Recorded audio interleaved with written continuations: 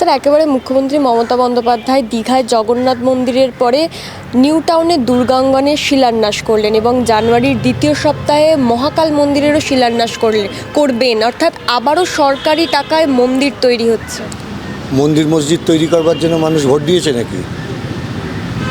পশ্চিমবাংলা এত বেকার যুবক সব দলে দলে পরিযায়ী শ্রমিক হয়ে বাইরের রাজ্যে চলে যাচ্ছে, এখানে বাধ্য হয়ে স্ত্রী সন্তান বৃদ্ধ পিতা মাতাকে রেখে কি করবে তারা? মন্দিরের পাশে ভিক্ষের বাটি নিয়ে বসবে? কর্মসংস্থান হবে বলছে দুর্গাঙ্গন। ওই তো একটাই কাজ হবে, সেটা হচ্ছে বাইরে ভিক্ষের বাটি নিয়ে বসবে। বাংলার মানুষের হাতে ভিক্ষের বাটি ধরিয়ে দিচ্ছেন মমতা বন্দ্যোপাধ্যায়, আর আরএসএসের কথা শুনে এই মন্দির মসজিদের রাজনীতি করছে। যে কাজ বিজেপি যা করতে পারে তার চাইতে অনেক বেশি ভালোভাবে উনি মানুষের মধ্যেই ধর্মের ভিত্তিতে বিভাগ করছেন এবং ধর্মের ভিত্তিতে রাজনীতি করছেন। একে অবিলম্বে যদি না সরানো যায়, এই পশ্চিমবাংলা ভাগ হয়ে যাবে, ভারতবর্ষ ভাগ হয়ে যাবে। দীঘায় জগন্নাথ মন্দির হওয়ার পরে ওখানে হোটেলগুলোর অনেক উন্নত হয়েছে, ওখানে কর্মসংস্থান বেড়েছে, অনেক ব্যবসা বেড়েছে। কোথায় কোথায় কে বুঝিয়েছে? মুখ্যমন্ত্রী মমতা বন্দ্যোপাধ্যায়। আরে উনি তো অনেক কিছুই বলেন। উনি তো বলেন উনি সৎ হাওয়াই চটি পরে ঘোরেন, তারপর তো দেখা যাচ্ছে একটা রাস্তার উপরই 30খানা সম্পত্তি, ওর ভাইপো কোটি কোটি টাকার মালিক। একটা সত্যি কথা বলেছেন নিজের নামটা বাদ দিয়ে কোনো দিন। এবং একই রকমভাবে তার মানে এটা কি বিজেপির যে হিন্দু ভোট বারংবার বলে আসছে, সেই হিন্দু ভোটটাকে টানতেই না না, ও তো আরএসএস তো এই দল তৈরি করেছে কংগ্রেসকে ভাঙার জন্য। যে কারণে আদবানি চিঠি লিখেছিলেন এই যে তৃণমূল ঘাসফুল নিয়ে লড়ে ভোটে, এ তো আদবানির চিঠিতে হয়েছে। ফলে এ পার্টিটা তৈরি হয়েছে আরএসএসের গর্বে। ফলে আরএসএসের যা কাজ মানুষকে ভাগ করা, দাঙ্গা বাঁধানো, মানুষকে কাজ, মূল্যবৃদ্ধি, উন্নয়ন এগুলো গুরুত্বপূর্ণ না। আর ঠিক বিজেপি যেরকম চুরি করছে গোটা দেশ জুড়ে, ও গোটা রাজ্য জুড়ে চুরি করছে। এই দুর্গাঙ্গন হওয়ার ফলে রাজ্যের মুকুটে আর একটা পালক যুক্ত হওয়ার কথা বললেন। আর একটা কালো পালক যুক্ত হলো। কালো পালক। আচ্ছা, এই যে নিউ টাউন, এটা তো বাম আমলে জ্যোতি বসুর স্বপ্নের শহর তৈরি করতে। নিউ টাউন তৈরি হয়েছিল কিসের জন্য? এক, মধ্যবিত্ত মানুষ তাদের বাসস্থান জোগানো, আর তার চেয়েও বড় কথা কর্মসংস্থান। অর্থাৎ প্রথম ইলেকট্রনিক সিটির কথা বলেছিল, যার অনুমতি দেয়নি তৎকালীন কেন্দ্রীয় সরকার। তারপর অনুমতি পাওয়ার পর প্রথম ইলেকট্রনিক কমপ্লেক্স হলো, যেটা হচ্ছে সেক্টর 5 আজকের। তারপর এত বেশি পরিমাণে আইটি কোম্পানি তারা আসতে চাইলো পশ্চিমবাংলার অনুকূল রাজনৈতিক পরিবেশ দেখে বামফ্রন্টের সময়, যে রাজারহাট তৈরি হলো। এবং গৌতম দেব অমানুষিক পরিশ্রম করে সেই রাজারহাটকে তৈরি করলেন, যে রাজারহাটে লক্ষ লক্ষ ছেলেমেয়ের কাজ পাওয়ার কথা।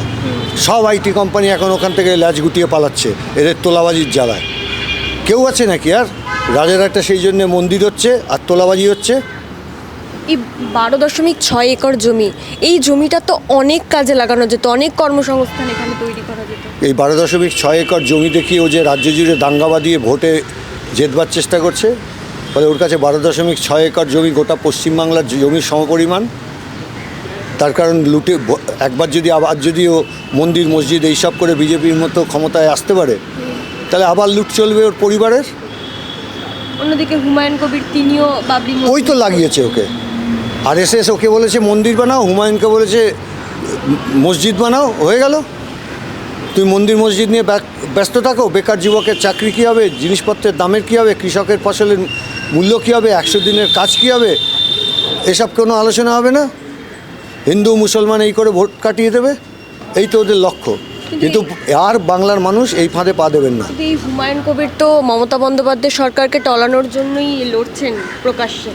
প্রকাশ্যে তো বিজেপি এবং তৃণমূল দুজনকে গালাগালি দেয়, আর পর্দার আড়ালে কী করে? এটাই তো এদের রাজনীতি। সামনে এক পিছনে এক, মুখ আর মুখোশের মধ্যে যোজন তফাৎ নেই, এক। স্যার, একেবারে অমিত শাহ এ রাজ্যে এসছেন এবং তিনি যেটা বললেন যে 34 বছর ধরে বামেরা সামলেছে, 15 বছর ধরে তৃণমূল কংগ্রেস সামলালো, এবারে বিজেপিকে যাতে সুযোগ দেওয়া হয়, বিজেপি ক্ষমতা এলে শুধুই উন্নয়ন হবে, উন্নয়ন ছাড়া আর কিছুই হবে না। ওর বিজেপির যারা নেতা সবাই তো তৃণমূলেরই নেতা, আছে তো ওরা ক্ষমতা। ওরা যা চাইছে মমতা তো তাই করে দিচ্ছেন। মমতা চেয়েছে ওর দুর্নীতিগ্রস্ত পরিবারের সদস্য কেউ যেন গ্রেপ্তার না হয়, হয়নি। মমতা চেয়েছেন ওর দুর্নীতিগ্রস্ত মন্ত্রীগুলো যাতে গ্রেপ্তার না হয়, অথবা গ্রেপ্তার হলেও যাতে দ্রুত ছাড়া পায়, পেয়ে গেছে। ফলে অমিত শাহ সব কাজই তো এই মমতা ব্যানার্জি সব কাজ করে দেন অমিত শাহ, নরেন্দ্র মোদী, আর ওদের সব হয়ে এই মানুষকে ভাগ করার কাজ করে দেয় মমতা ব্যানার্জি। এই তো দুটো কোম্পানির বোঝাপড়া। আসলে ওদের বাড়ি উঠোন একটাই, দুটো আলাদা ঘর, কখনো এ ঘরে থাকে কখনো ও ঘরে থাকে। এবং এই দুয়ে মিলে কি বামেদেরকে আটকানোর একটা প্রবল চেষ্টা? এই একটাই লক্ষ্য ওদের, যে বামেদের যেভাবে হোক আটকাও। তার কারণ বামেদের যদি আটকানো না যায় তাহলে আদানির এই অবাধ লুট চলবে না, আম্বানির এই অবাধ লুট চলবে না।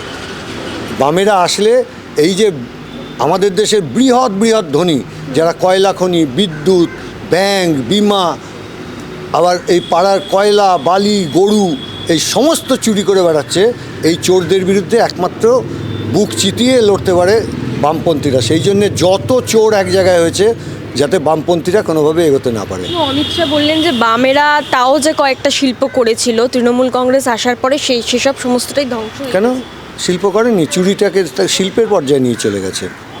আরএসএসের কর্মসূচি বাস্তবায়ন, অর্থাৎ মন্দির সরকারি পয়সায় করা, মানুষকে ভাগ করা।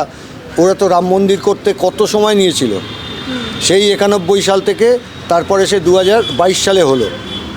আর এ তো একটা মন্দির করে দিয়ে আর একটা মন্দির করছে, আবার ওখানে গিয়ে মহাকাল মন্দির করবে। ফলে আরএসএসের কর্মসূচির রূপায়ণ তো আসলে মমতা ব্যানার্জিই করে দিচ্ছেন। ফলে অমিত শাহ মোদির তো কোনো অসুবিধা নেই, সামনে লড়ো যাতে কোনোভাবে শক্তিশালী বিরোধী হিসেবে বামপন্থীরা না আসে।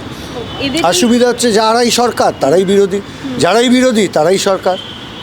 এদের এই মানি এবং মাসেল পাওয়ারের কাছে কি বামপন্থীরা কোথাও গিয়ে আটকে যাচ্ছে, যে কারণে? আর এটা দুর্ভাগ্য যে ভারতবর্ষের গণতন্ত্র, সংসদীয় গণতন্ত্র আজ মানি এবং মাসেল পাওয়ার দিয়ে কন্ট্রোলড, এবং যাদের নিরপেক্ষভাবে নির্বাচন করার কথা সেই নির্বাচন কমিশন তারা আরএসএস দ্বারা নিয়ন্ত্রিত একটা সাংবিধানিক সংস্থা। ফলে ভারতবর্ষের গণতন্ত্র বাঁচানোর লড়াই, এই লড়াইটা লাল বনাম নীলের নয়, লাল বনাম গেরুয়ার নয়। এই লড়াইটা আমাদের দেশের গণতন্ত্র, আমাদের দেশের সংবিধান বনাম বিজেপি, তৃণমূল, আরএসএস। এবং অমিত শাহ মতুয়াদের কথাও বললেন, তাদের নাগরিকত্ব যাবে না বা তাদের নাম বাদ যাবে না। কিন্তু অন্যদিকে সেখানকার নেতা ঠাকুরনগরের, যিনি বর্তমানে কেন্দ্রীয় মন্ত্রীও, শান্তনু ঠাকুর, তিনি তো বলে দিয়েছেন যে নাম কয়েকজনের বাদ যাবে। প্রথমে বলছিলেন কারোর নাম বাদ যাবে না। মতুয়ারা এখন কি করবে? তাদেরকে তো পুরোপুরি টালবাহানায় রাখা হচ্ছে। এরা এদের নিয়ে রাজনীতি করেছে এতদিন, এবং দুঃখের কথা মতুয়ারা ভুল বুঝে তাদের একটা অংশ তৃণমূলের সঙ্গে গেছে, একটা অংশ বিজেপির সঙ্গে গেছে। এখন ওদের ছেড়ে চলে আসছে তো সব। এরা এই দেশের বাসিন্দা, এই দেশে থাকবে, এটাই হচ্ছে আমাদের বামপন্থীদের দাবি। এবং এই দাবি নিয়ে যতদূর লড়াই করতে হয় আমরা ততদূর লড়াই করব, যে বিজেপি তৃণমূলের ভাঁওতার বিরুদ্ধে। জ্যোতি বসুর আমলে তাদেরকে নির্দ্বিধায় থাকার ব্যবস্থা করে দেওয়া হয়েছিল, এই ভোটটাও বামেদের ছিল। কিন্তু এই 19 সাল থেকে কোথাও গিয়ে ভোটটা বিজেপিতে শিফট হয়ে গেল, সেটা আর বামেরা ফেরাতে পারছে না। তারা বুঝছেন এখন অভিজ্ঞতায়, মানুষকে সব কিছুই তাদের অভিজ্ঞতায় আসতে দিতে হয়। এখন তারা অভিজ্ঞতায় বুঝেছেন এই দুটো ধাপ্পাবাজ ধোঁকাবাজি করেছে তাদের সঙ্গে। ফলে তারা এখন বিজেপি তৃণমূল ছেড়ে বেরিয়ে আসছেন। আমাদেরকে বলছেন আপনারা নিয়ে চলুন নির্বাচন কমিশনে। তারা বলছেন আমরা সভা করব, আপনারা আসুন, আপনাদের কথা আমরা শুনতে চাই। তো আমাদের কথা তো একটাই, এরা এদেশের বাসিন্দা, এরা এদেশের নাগরিক, এরা এই দেশের সম্পূর্ণ সমস্ত ভোটাধিকার এদেরকে দিতে হবে। এখন এই গরিব খেটে খাওয়া যারা মতুয়া আছে তাদের থেকে মতুয়া কার্ডের নাম করে, হিন্দুত্বের সার্টিফিকেটের নাম করে টাকা নেওয়া হচ্ছে, এবং বলা হচ্ছে যে এটা নাকি সিএ এর ফার্স্ট স্টেপ। অথচ তারা আবার এটাও স্বীকার করছে যে শান্তনু ঠাকুর এটা আচ্ছা, যারা কয়লা চুরি করেছে, বালি চুরি করেছে, চাকরি বিক্রি করেছে, তারাই তো বিজেপির নেতা। ওটা তৃণমূলের হয়ে করেছে। এবার যদি যাতে সিবিআই না ধরে সেটা বিজেপিতে চলে গেছে। ফলে ওখানে গিয়ে ওরা চাকরির টাকা তোলার অভ্যাস তো ওদের। ফলে ওখানে গিয়ে সার্টিফিকেটের টাকা তুলছে, এ তফাৎ আছে নাকি? ফলে চোর চুরি করবে, এতে আশ্চর্যের কিছু আছে কি? শেষ অব্দি মতুয়াদের ভরসা কি তাহলে বামেরাই হবে একমাত্র? তার কারণ আমরা কোনোদিন এদের সঙ্গে তঞ্চকতা করিনি। আমরাই এদের জমি দিয়েছি, আমরাই এদেরকে এই দেশের বাসিন্দা নাগরিকের স্বীকৃতি দিয়েছি, সম্মান দিয়েছি, মর্যাদা দিয়েছি। তৃণমূল এবং বিজেপি এদের সঙ্গে ধাপ্পাবাজি করেছে।